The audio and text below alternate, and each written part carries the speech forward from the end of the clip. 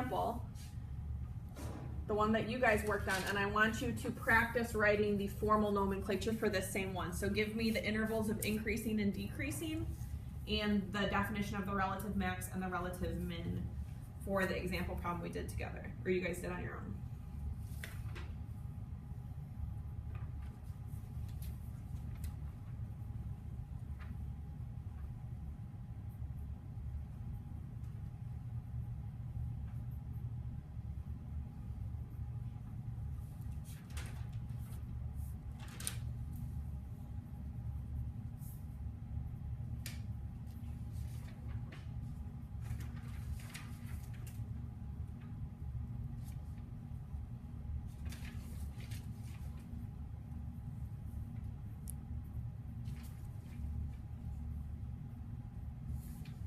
What time is this class over?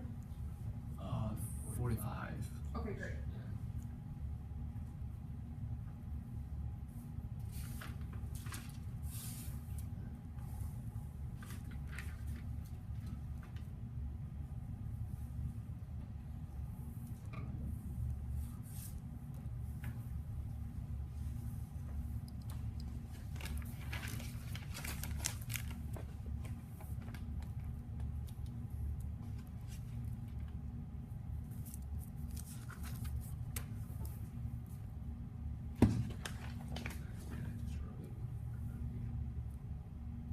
All right, so we're gonna try to define through concavity. All right, so tell me, what was your first interval? What was your first interval, Spencer? It's increasing when x is less than or equal to -3 and when x is greater than or equal to 1. Right, so you could also do, Spencer described it as a union, which is fine.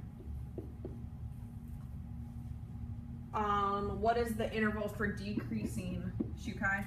-3 is less or equal to x, less or equal to 1. Okay. So it's a bracket. And you could also, the way Shukai just, -3 is less than or equal to x is less than or equal to 1, uses the appropriate inclusions. Local min and max, Michael? Local max at -3.299. Okay. And local min at 1, -5.437. Great. Give yourself a pat on the back if you got all that on your own. All right, excellent. Try not to hurt yourself. All right, so we want to talk about concavity because I want you to be able to get at least a head start on your homework so it's not all flowing to Thursday and Friday.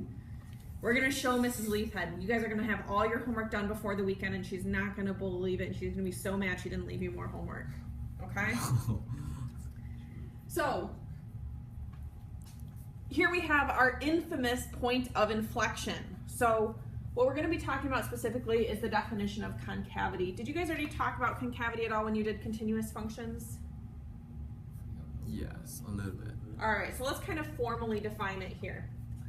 So the definition of concavity is that the graph of a differentiable function y equals f of x is concave up on an interval if the derivative is increasing on I, and it's concave down if the derivative is decreasing on I.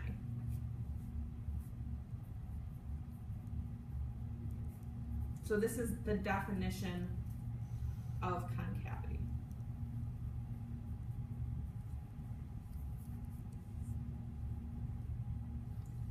So, what can we say when we look at this? When we look at this, when we correctly move the smartboard, and then when we look at this point, what's true about the slope? It's positive or increasing. The slope is positive, correct. What's true about the slope over here? Still Also But what I want you to know is that we're not talking about the line itself increasing or decreasing. We're talking about the slope of the line. So when we say down here, when we say that y prime is increasing on I, this is different than saying that y prime is positive on I. What this means is not that y prime is positive. What this means is that the second derivative is positive. Just like for the original function was increasing when the first derivative was positive. The first derivative, the slope, is increasing when the second derivative is positive. So a differentiable function is concave up when the second derivative is positive. So by the same token, this does not say that the first derivative is negative. It says that the first derivative is decreasing. To find out whether or not something is increasing or decreasing, we have to look at the derivative. The derivative of the first derivative is the second derivative. So what this is saying is actually that the second derivative is negative. Okay, so it's concave down if the second derivative is negative, it's concave up if the first derivative is negative. So just to look at a picture, concave up and concave down. So everybody make a cup with your hands. If the cup points up, so if your fingers point up, if the cup can hold something, that's concave up, like concave cup. So a cup is concave up. Down, if your fingers point down, is concave down. So up cup, and then down, okay? All right. So basically this extends what I just told you verbally. This extends what we just wrote here into words. So therefore, since it's concave up when the first derivative is increasing, what that means is that it's concave up on any interval where the second derivative is greater than 0. Because we said that it's concave down when the first derivative is decreasing, what that means is that it's concave down on any interval where the second derivative is less than 0.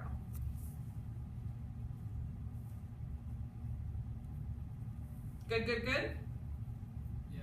Right, so remember, increasing does not equal positive. Increasing means the derivative is positive. That's an important distinction. That's why those definitions are different. All right, so let's look at this function. Look at this little baby function. We can tackle this before the bell rings, right? Yeah. Okay. All right, so I'm going to do this one as a model. Please take notes. I'm going to ask you some questions about what I did after I finished the model. So be ready to kind of tell us why we did that. So just like before, I'm still starting with my points of extrema. I still want to know the other parts about the graph. I always want to know everything. So I'm not going to forget what we just did. So we got to find the first derivative. So the first derivative of this polynomial is going to be 2x plus 6. Oh my gosh, I don't know this. Given that there's no constant, is there a plus c or is this just the derivative? This is just the derivative, correct? There's no plus c because there's no constant. Yeah. Okay. See, I told you I would need your guys' help. Okay, so this is the first derivative. So when we set this equal to 0, that's going to identify our extreme points. So subtract 6, we get negative 6 equals 2x. X equals negative 3. So we just have one point of extrema here. So I'm going to plug this back in to get the actual point. So negative 3 squared plus 6 times negative 3 is going to give me 9 minus 18. So my point here is negative 3, negative 9. So negative 3. Oh my gosh, it's not even on our graph. Ah, down here. Okay, so negative 3, negative 9. Did I do that math correctly? Yep? Okay. All right. So our sign analysis for the first derivative. This is going to tell us whether it's increasing or decreasing at that point. So this is going to tell us whether that negative 3, negative 9 is a minimum, a maximum, or neither. So if I plugged in negative 4 here, negative 4 squared would be 16 Minus 24. minus 24, that would be negative. to the right, if I plugged in positive 4, 16, Will be positive. or let's plug in 0. 0 plus 0 would be 0, which is considered positive. Okay, so what does this tell us? What this tells us about the point -3, since it is decreasing and then it's increasing, is that this point is going to be a local min. So what we can say so far is that the function, the original function, is increasing on the interval x is greater than or equal to -3. It's decreasing on the interval x is less than or equal to -3 with a local min at -3, -9. This is everything we already know. So let's add in the second, so to determine concavity. So our first derivative was, oh, I knew I would forget it.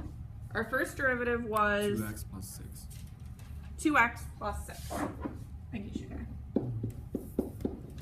So our second derivative is going to be 2 Plus c. plus c. So you'll notice that there is not a point. Well, so yes.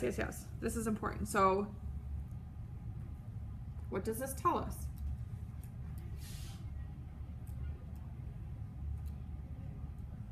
So 2, so this is not true, right? This is not a true statement. Right. So what does this mean? I can't remember.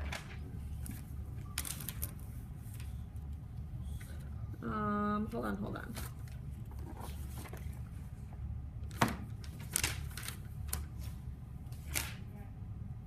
Let's see if it's actually the one in here.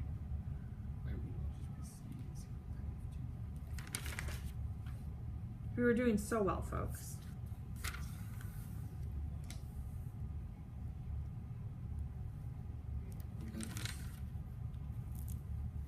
What do you think, Spencer? Wouldn't it just mean that c is equal to -2? Oh. Because it's a constant. Yes. -2 would be a constant. Yes. So this is a constant. So for any value of x, this is positive, right? So if we plug in -15, whatever this is, it just equals 2. So the second derivative is always positive. So what that tells us from before is that the function is concave up, concave cup. Which makes sense because when we go up to actually graph it, what we meant when we said that it's decreasing when it's less than or equal to -3, right? So this is a parabola shape that we know. So it makes that cup shape like it could hold water in it. So what we can say then is that the function is concave up for real numbers. Okay? All right. Sorry about that hiccup. So, you should be able to do, actually you should be able to do most of this. So get as far as you can in your homework. I would expect no less than through like number 12.